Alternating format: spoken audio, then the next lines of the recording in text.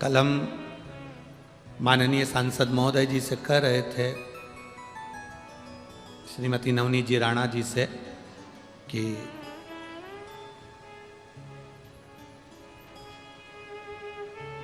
हमने कहा जी भाई, हनुमान चालीसा के चक्कर में 2 को जेल में डाला गया। एक तुलसीदास जी और दूसरी थी तुम, जिसको जेल में पटका। एक तुलसीदास जी,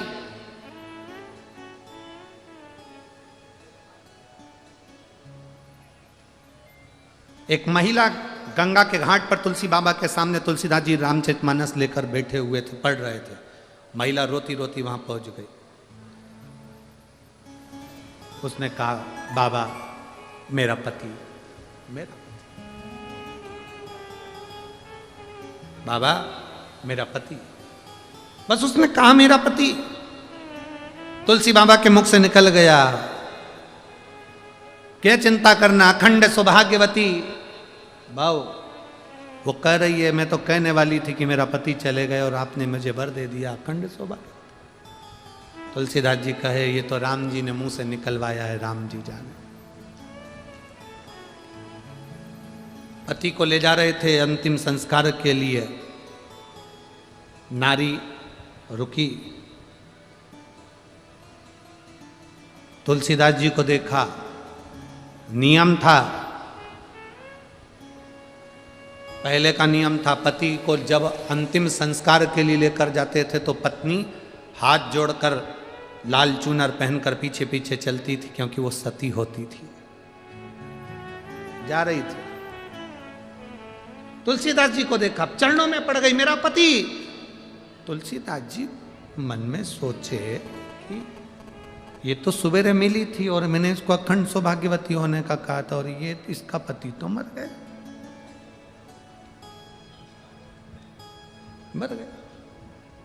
तुलसीदास जी ने आरती ले जाने वालों से कहा, थोड़ा नीचे रखकर इससे एक बार इसके कानों में राम किलवा लूं, मैं राम किलवा लूं।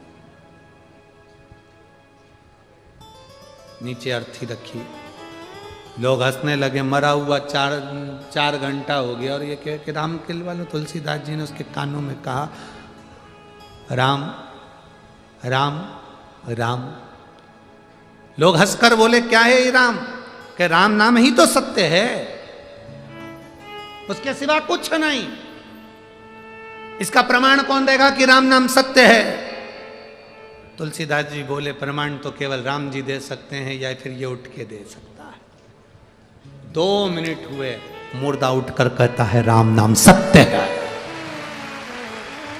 अकबर तक बात पहुंच गई, अकबर तक, कि मुर्दा जिंदा हो गया, राम नाम के बल पर मुर्दा जिंदा हो गया।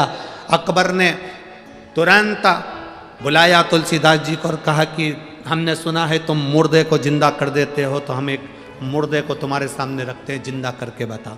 तुलसीदास जी बोले, हमारे बस की बात है कि मुर्दे को जिंदा कर सकते हैं, ये तो राम नाम की बात है, राम जी कर सकते हैं, हमें कोई चमत्कार आता है क्या?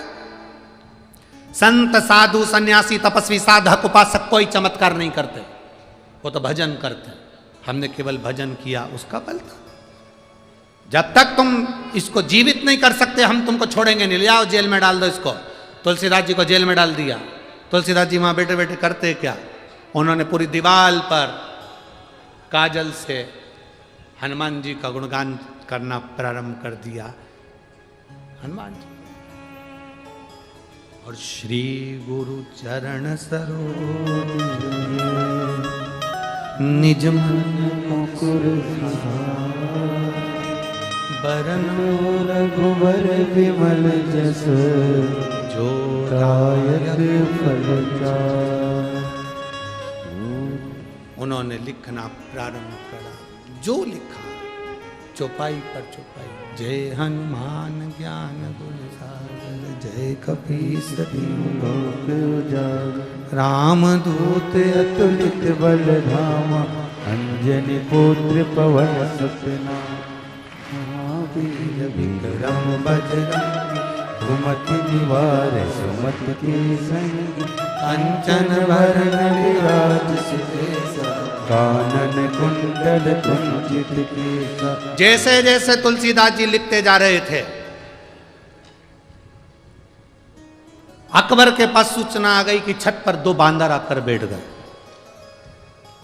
2 बंदर भगा दो। सूचना मिली कि वो 4 हो गए, भगा दो। 8 हो गए, भगा दो। मालूम पड़ा कि अकबर के नगर में बंदर ही बंदर इकट्ठे हो गए।